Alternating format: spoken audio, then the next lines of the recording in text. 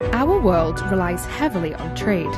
Everything from our food to our computers and from our home appliances to our cars is a result of global importing and exporting. But with the world's two largest economies stuck in an escalating trade rout, the international trade system as we know it is under threat.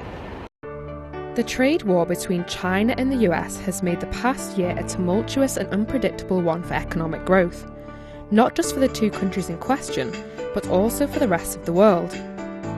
With 11 rounds of trade talks failing to resolve the frictions, global economists, traders and consumers alike are, unsurprisingly, worried about the direction the dispute seems to be going. So, if the trade frictions continue, how much of a negative impact will they have not only on the Chinese and US economies, but also on the global economy at large? Is China able to withstand their impact?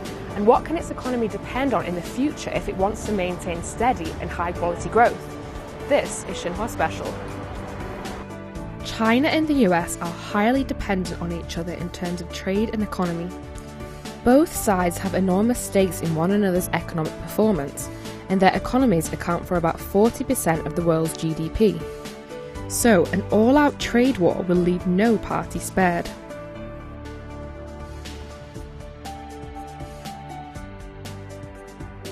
The fact that the US put tariffs on China's products makes products, of course, less competitive, and therefore exports are less easy for foreign companies that produce or manufacture products in China.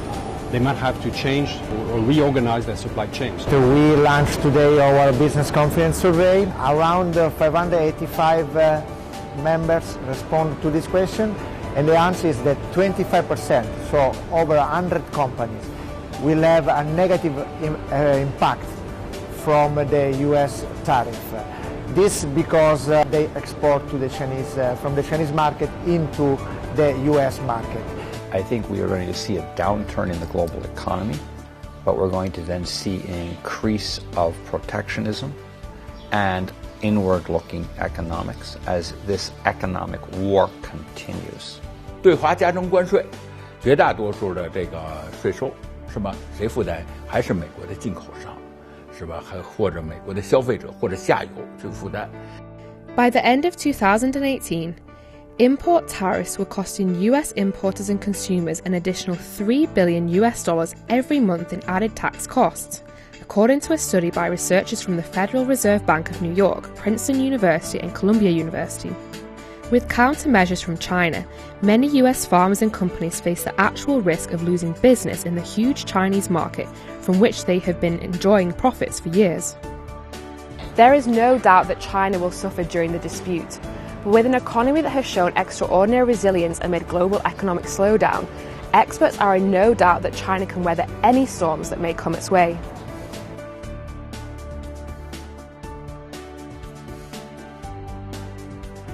So our forecast for China's GDP growth for this year was it's still 6.5%. There is enough room for China to offset large part of this trade conflicts.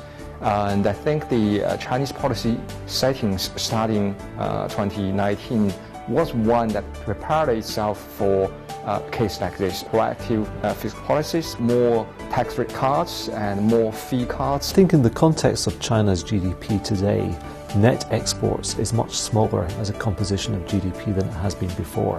So China's ability to withstand a trade war is much stronger than it was. 中国这个地方是吧？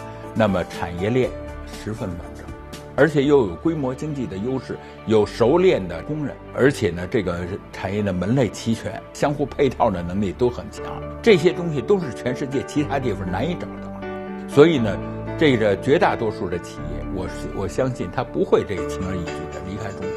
A crisis can often be a blessing in disguise. The current trade tensions are pushing China to look further into its domestic market and booming new economy where huge potential is yet to be unleashed.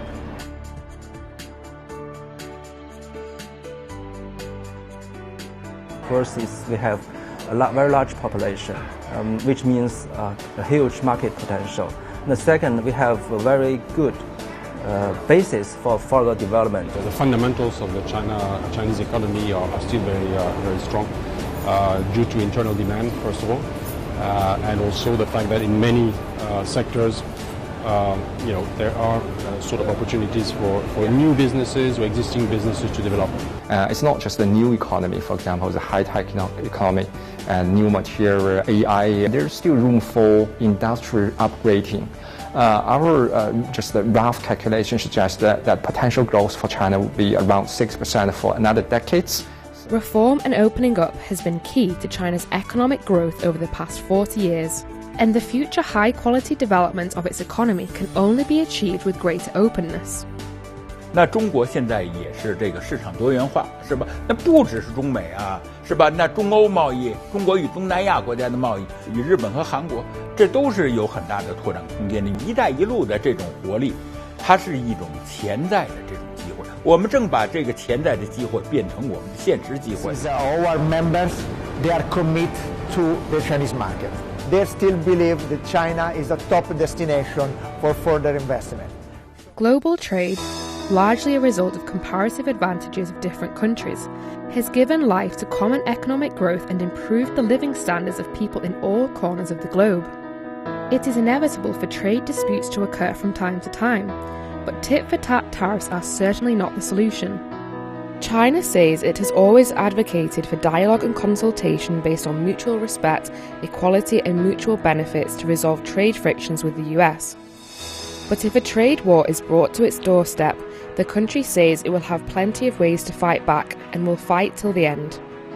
40 years of diplomatic ties between China and the US have witnessed many twists and turns, but time has proven over and over again that friendly cooperation is the only way to ensure a smooth journey ahead. See you next time.